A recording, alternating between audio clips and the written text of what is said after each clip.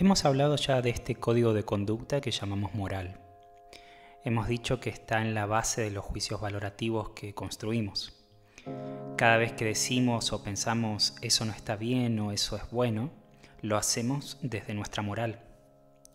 De igual forma, hemos señalado que la conciencia moral orbita en torno a ese código aprendido. Sentimos repulsión, aprobación, indignación o culpa debido a que la moral está implantada en nosotros. Hoy vamos a hablar un poco acerca de las transformaciones que han sufrido los códigos morales a lo largo del tiempo. Este acercamiento sociohistórico nos permitirá también comenzar a comprender nuestra propia condición social, es decir, el hecho de que la moral que nos condiciona es también un fruto de nuestra cultura. Para esta exposición seguiremos las líneas generales del filósofo Adolfo Sánchez Vázquez. Sánchez Vázquez se caracteriza por su orientación marxista, así que no debe sorprendernos la centralidad que asume el conflicto social en su propuesta. La historia puede ser vista desde esta perspectiva como un desenvolvimiento desde una primitiva forma de comunismo hasta una forma científica de socialismo. Y cada momento de esta historia está marcado por una moral particular que regula las relaciones sociales. El origen de la moral debemos buscarlo en las primeras sociedades primitivas. El hombre deviene un ser social cuando se da cuenta de que no puede sobrevivir en soledad. Así es como se van conformando las tribus o gens.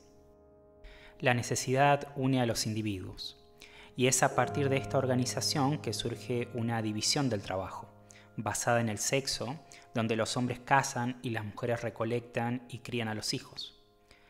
Pero todo complejo de individuos exige una serie de pautas de comportamiento que regulen sus relaciones. El criterio que se tiene en cuenta para establecer qué valores y conductas son positivas y cuáles negativas es el objetivo común de la tribu. La tribu debe mantenerse unida, debe disponer constantemente de alimento, debe protegerse de los ataques de otras tribus, etc. En este escenario se reivindican valores como la solidaridad, la valentía, el trabajo, la disciplina.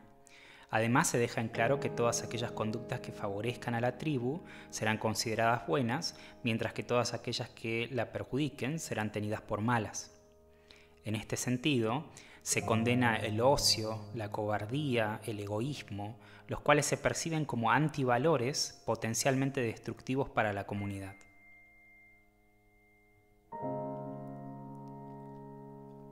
Cabe aclarar que en este tipo de sociedades la propiedad de la tierra y las armas o herramientas de trabajo se considera comunitaria, por eso los marxistas hablan de comunismo primitivo.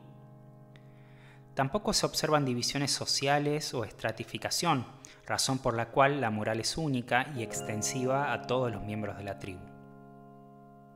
Por último, cabe aclarar que la moral de la tribu era válida solo para los miembros de una misma tribu, lo que comprometía a cada uno con los propios, pero lo eximía de la misma consideración hacia individuos ajenos a la comunidad. Un segundo periodo de la historia se inicia con las civilizaciones antiguas, marcadas por una fuerte estratificación social. Estamos hablando de Egipto, Grecia y Roma, sociedades escindidas, fragmentadas en clases. Hombres libres por un lado y esclavos por el otro. Pero esta división se había ido desarrollando a partir del conflicto entre tribus en la época primitiva. Cuando una tribu se enfrentaba a otra, el vencedor solía quedarse con los vencidos como prisioneros. Los prisioneros eran usados entonces por la comunidad para la realización de los trabajos más duros. Por otro lado, el desarrollo de la agricultura y la ganadería abrió la posibilidad de acumular bienes. La comunidad ya no vivía al día, sino que producía más de lo que necesitaba para sobrevivir. Entonces teníamos de un lado esclavos trabajando y produciendo, y del otro hombres intercambiando y acumulando bienes. Esta tendencia cristalizaría entonces en las sociedades antiguas. ¿Y cuál era la moral de estas nuevas sociedades esclavistas? En primer lugar, el esclavo quedaba fuera de toda consideración moral. No era persona, no hacía falta tener una consideración especial hacia él. Su dueño podía matarlo, venderlo o hacer uso de él a su gusto. y los esclavos estaban en una condición tan miserable que simplemente se sometían a los caprichos de sus dueños. Difícilmente puede decirse que los esclavos tenían su propia moral, su propia concepción del bien y del mal. En general eran muñecos de su dueño, aunque veremos en un momento que se encuentran excepciones a esto. Los hombres libres sí desarrollaron una moral basada en la valentía, el amor a la patria, el bienestar de la comunidad por encima de los intereses individuales, la importancia de la guerra. Estos valores eran los que debían orientar la conducta, pues eran útiles para el sostenimiento de una forma de vida.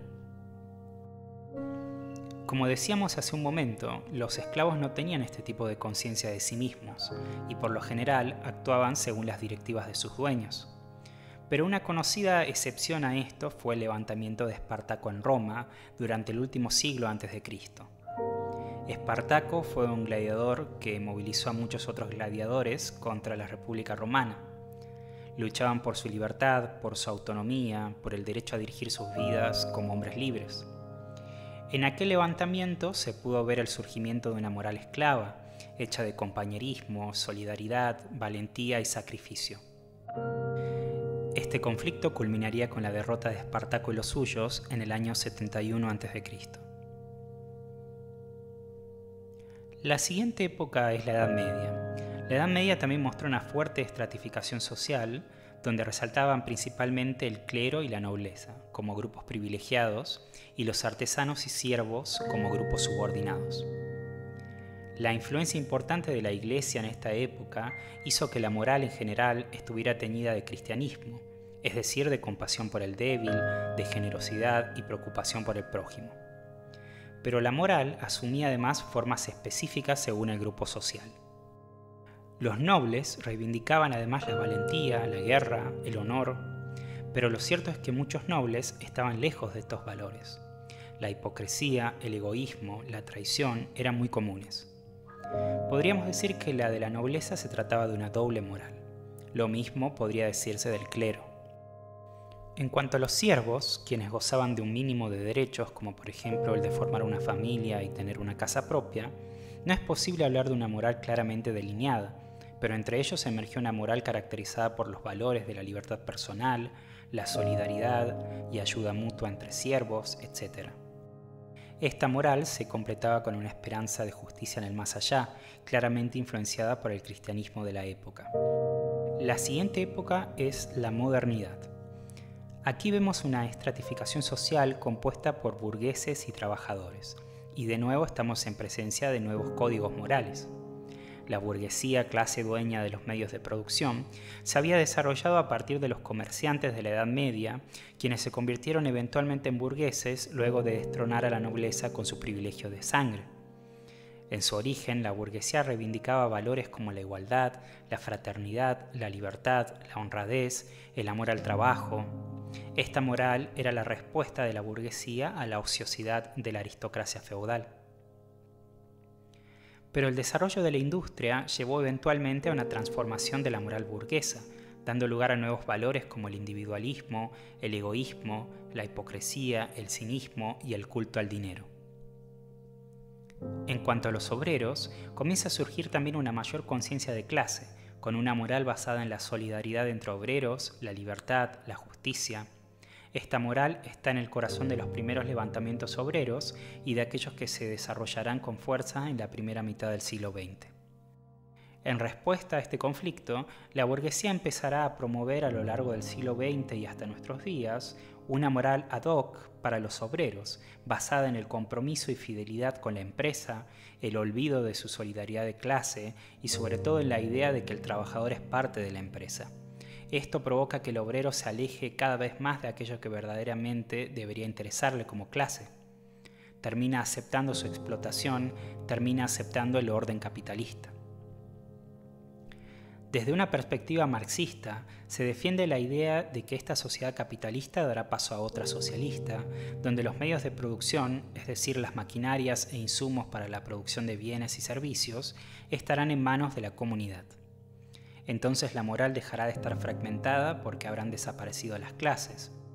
Todos seguirán una misma moral, basada en la solidaridad, el respeto mutuo y libre de sexismo, racismo e individualismo.